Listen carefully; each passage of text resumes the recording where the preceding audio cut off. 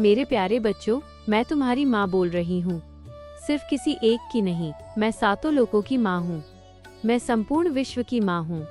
देवता भी मुझे माँ मानते हैं। मैं तुम्हारी गौ माता बोल रही हूँ। बच्चों, मुगल काल में मुझे काटा गया, ब्रिटिश काल में भी मुझे काटा गया, लेकिन जब देश आज़ाद हुआ, मेरे बच्चे आज़ाद हो गए, पर मैं आज भी बंधी हुई हूँ। मैं सोचती रही अब मेरे बच्चे मुझे बचाएंगे, लेकिन सरकारें बदलती रहीं, सत्ताएं आती जाती रहीं, और मैं बस प्रतीक्षा करती रही। बच्चों, प्रतीक्षा करते करते मुझे अब 75 वर्ष हो चुके हैं। अगर अब भी तुम नहीं जागे, अगर अब भी तुमने मुझे नहीं बचाया, तो मेरी संख्या इतनी कम हो जाएगी कि मैं तुम्हारा पालन पोषण करने योग्य ही नहीं रहूंगी। मेरा नष्ट होना मेरे लिए इतना पीड़ादायक नहीं है जितनी पीड़ा मुझे इस बात की है कि मेरे साथ साथ मेरे सनातनी बच्चे भी नष्ट हो जाएंगे। इसलिए मेरा अस्तित्व सिर्फ मेरे लिए नहीं, तुम्हारे भविष्य के लिए जरूरी है।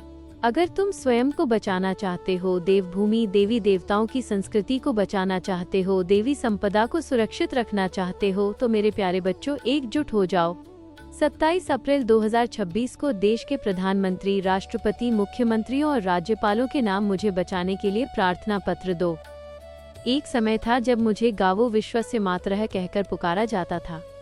आज मुझे सिर्फ पशु कहा जा रहा है। शायद तुम्हारी पहुंच पूरे विश्व तक ना हो, लेकिन देश तक तो है। मुझे राष्ट्रमाता का सम्मान दिलाओ, मेरी हत्या पर पूर्ण विराम लगवाओ। मेरे प्यारे बच्चों, अब निर्णय तुम्हारे हाथ में है।